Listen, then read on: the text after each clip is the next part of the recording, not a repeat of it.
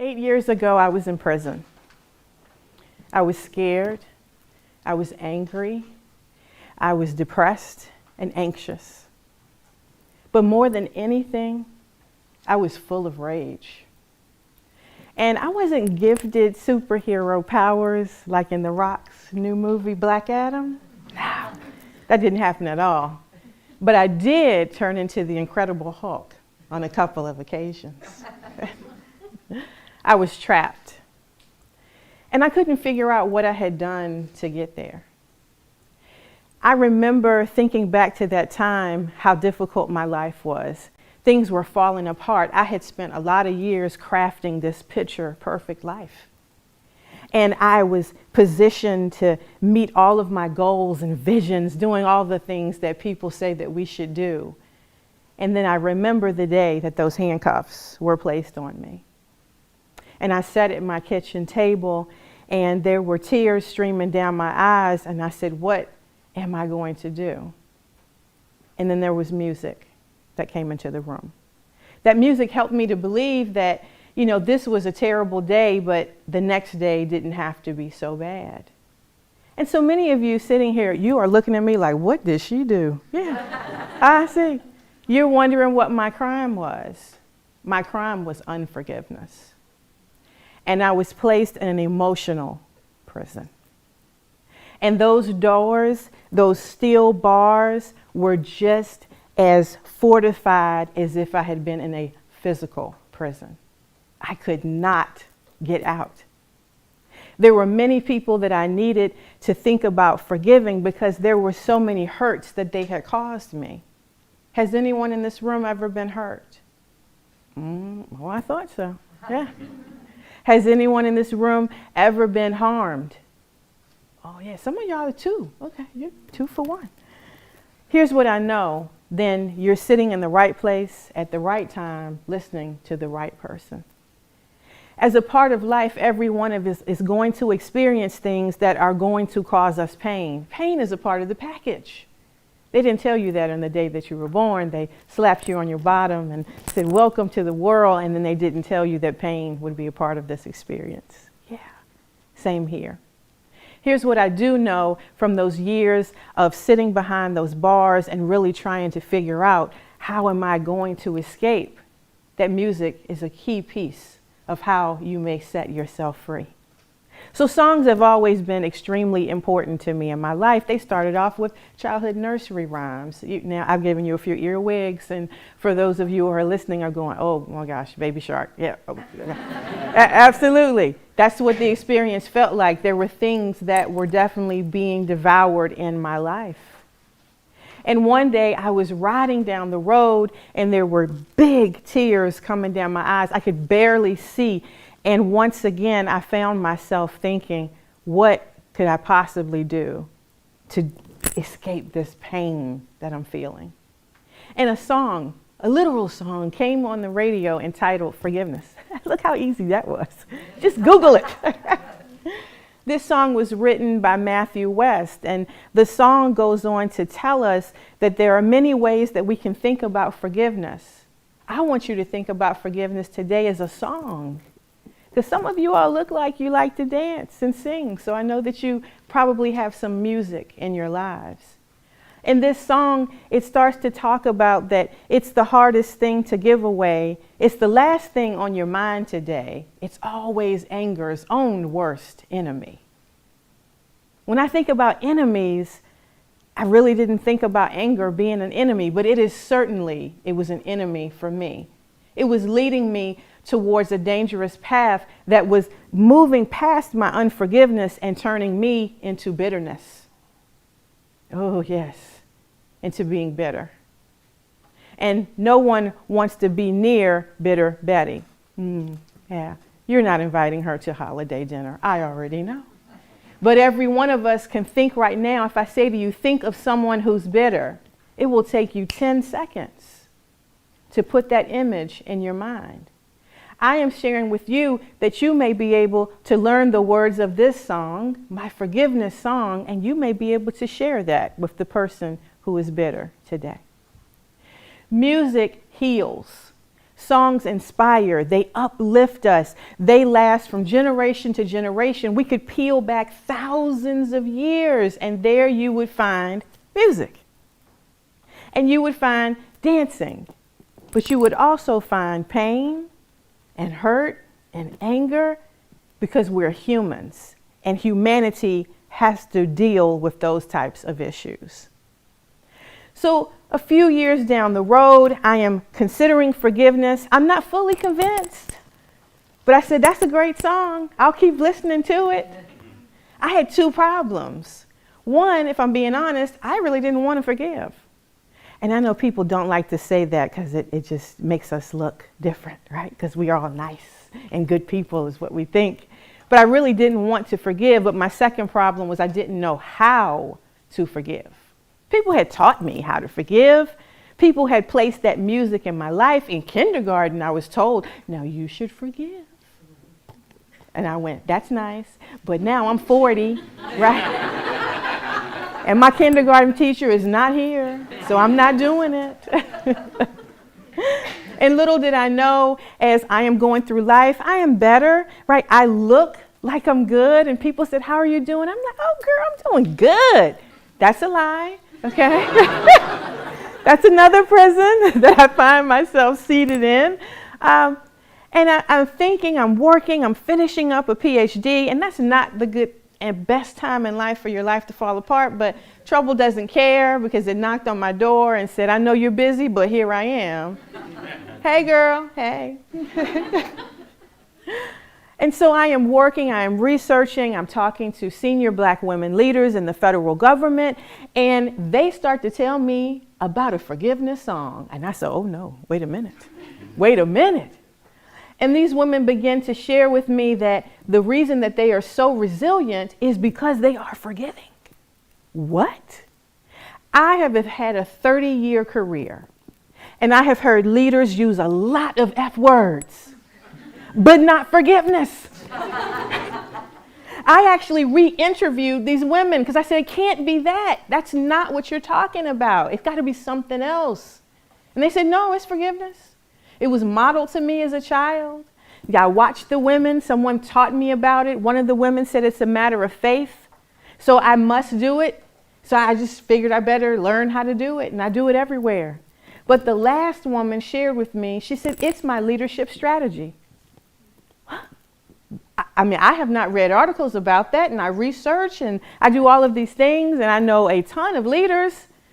And yet she said, it's my strategy. And I was intrigued. Her song changed my career because what I realized is I've got to share this with other people. So once I learned about forgiveness, I said, let me teach it. Let me help other people to get out of these prison cells, because you will note when I described those emotions to you, you did not hear me say that I was lonely, because there were so many people serving time with me, and I met them wherever I went. And so I crafted this in a way, at first when I started to teach it, it was about individual forgiveness and thinking about how we could forgive others. And that's mostly what people talk about, is forgiving others. What I have discovered is the hardest person to forgive is who? Point to them.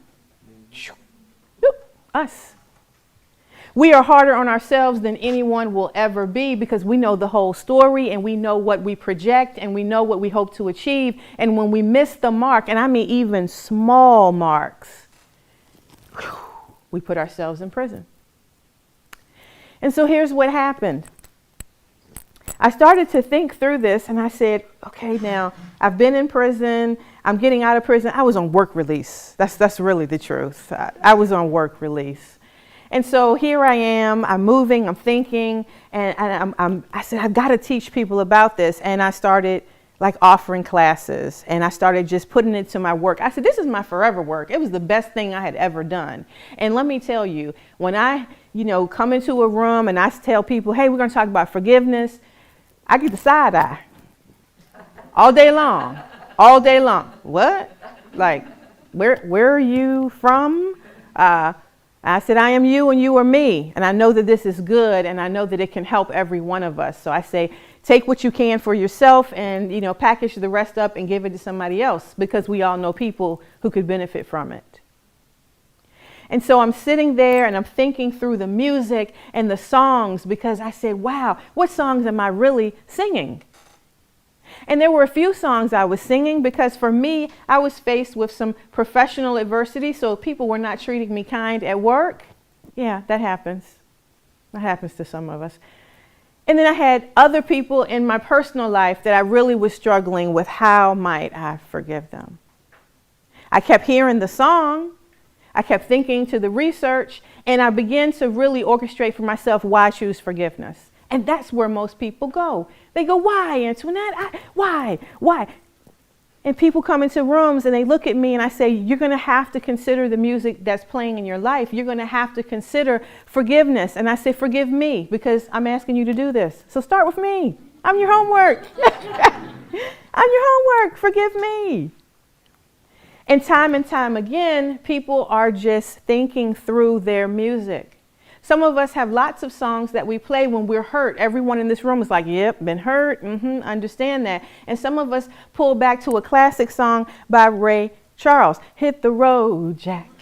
Don't you come back. Oh, that was one of my songs. But then I want to get a little more modern for some of you, because there are some young people and you may not know that music. I think there's a great song that goes, you're going to miss me when I'm gone.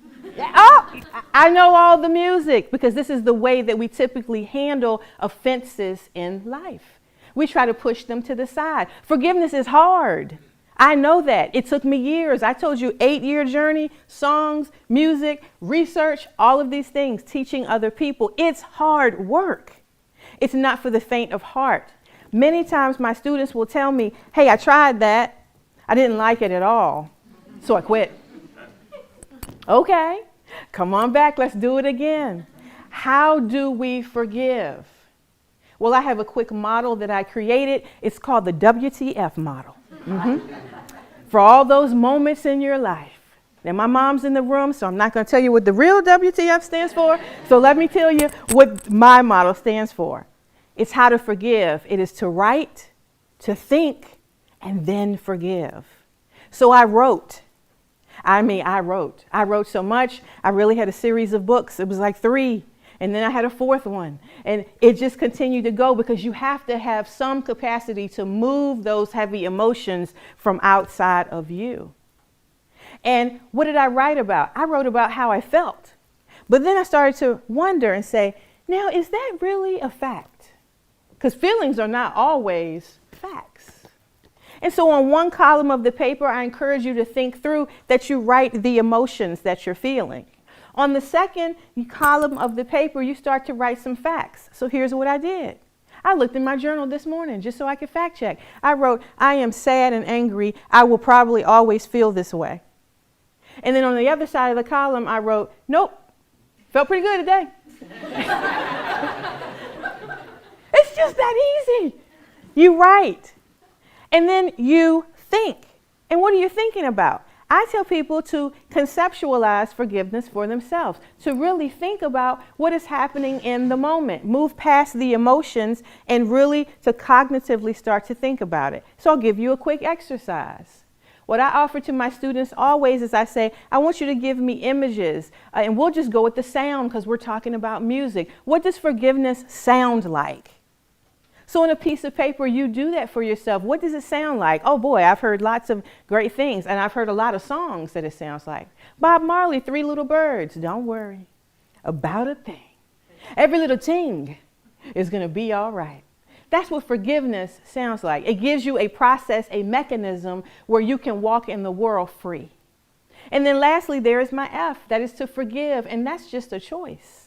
That is you saying, I'm going to start the work. It might take you a lifetime to do this work, but it is good work. Who do you need to forgive? Put that in your F column. I'm giving you new F words today. Yes, this is exciting, right? Put that in your F column. Who do you need to forgive? And then start the work today. Forgiveness is always in your future. You will never go back in time. Never. And those things that happen, they have just happened. But you need a way to move past it. And lastly, I created this concept, this way of thinking in 2020 because the world was on fire. I'm from Richmond, Virginia. My world was on fire right down the street. And I started to think, wow, I have been teaching this for probably about 3 years at that time, but I have a lifetime of teaching diversity, equity, and inclusion topics.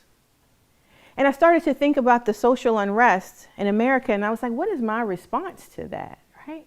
What could I do? And I started to help people to know that forgiveness is also a protest song. That's what it is. It's a protest song. And then, well, what are we protesting? We're protesting bitterness.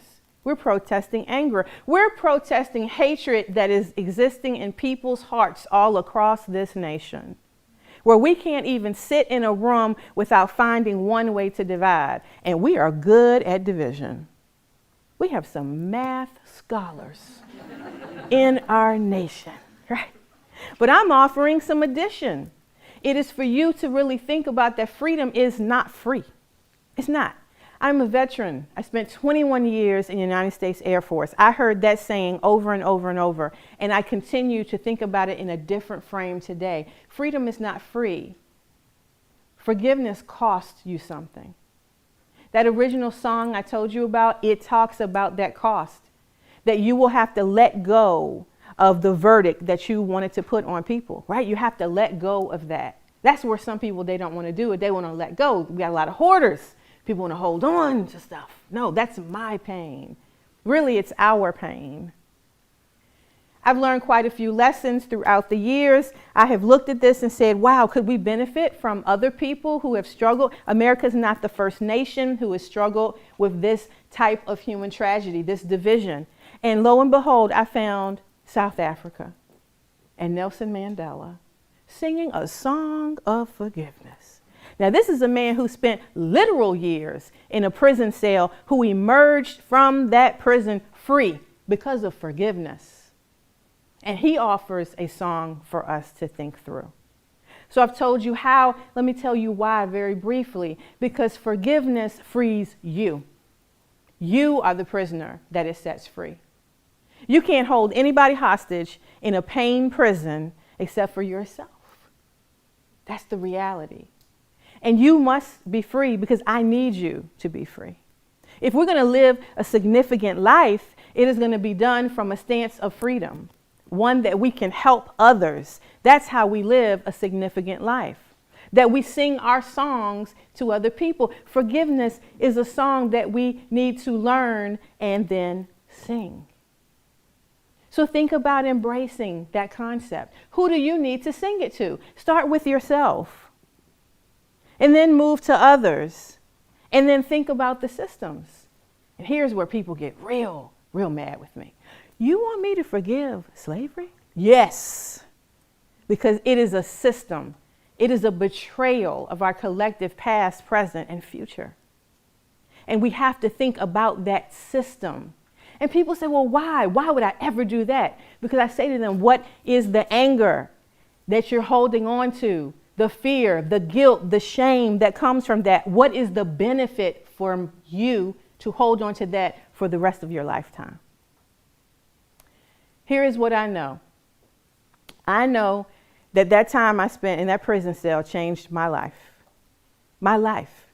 It's changed countless other people's lives just by me being able to be free enough to hear their stories and hold their hands and even help them with their tears. But that prison door is not locked from the outside. It's only locked from the inside.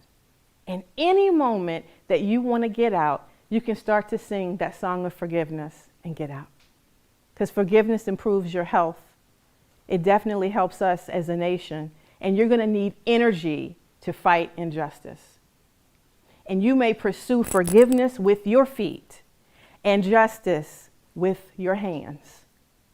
And you can do all of that simultaneously. It's not either or. It's available for you any given day. And so I thank you for allowing me to share this idea that we could sing a different song together. You look like a singer, so I'm excited, right? And in the words of the great singer-songwriter, Rihanna, please don't stop the music.